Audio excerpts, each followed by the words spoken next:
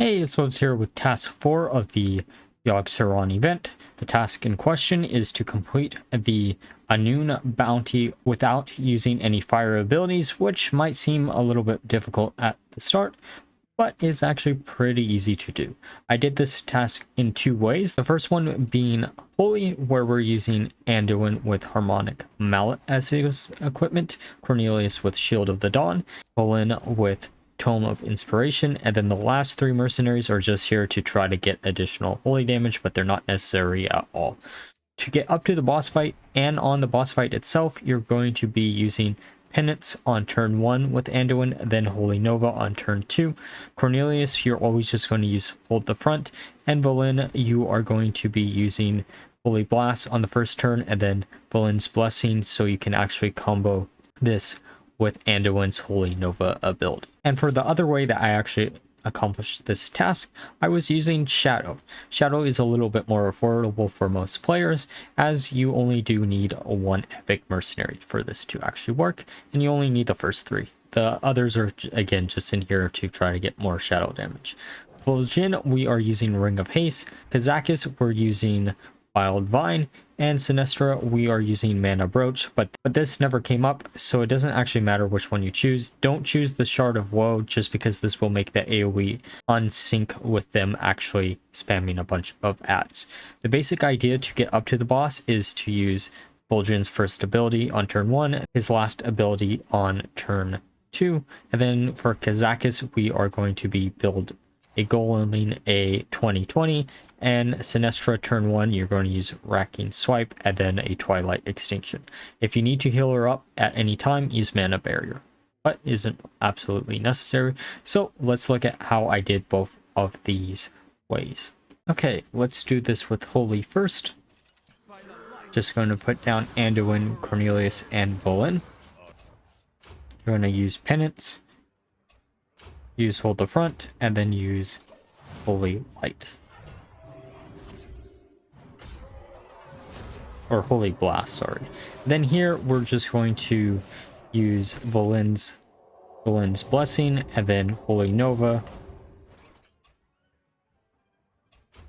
And rinse and repeat from this point forward until the end of the challenge. Now, I guess we could also attack just to make sure everything dies here.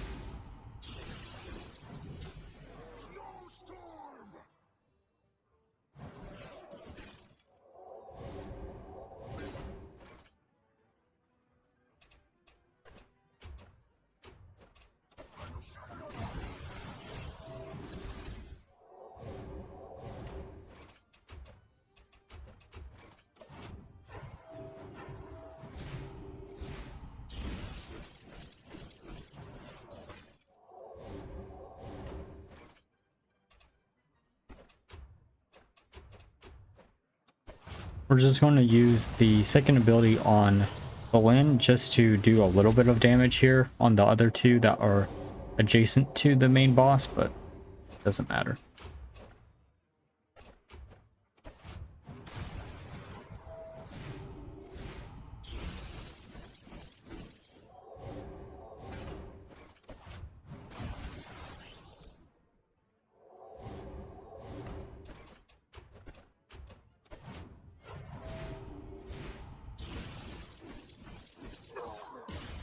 Okay, time for Shadow.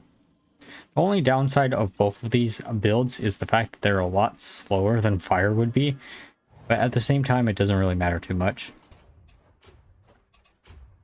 Just going to attack turn 1, put up a taunt probably. Oh, actually, we could just do damage.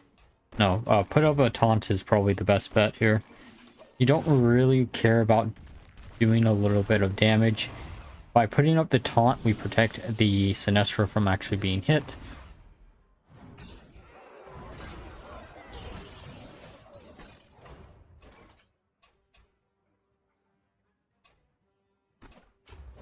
Going to use Twilight Extinction, Shadow Surge, and then probably another taunt.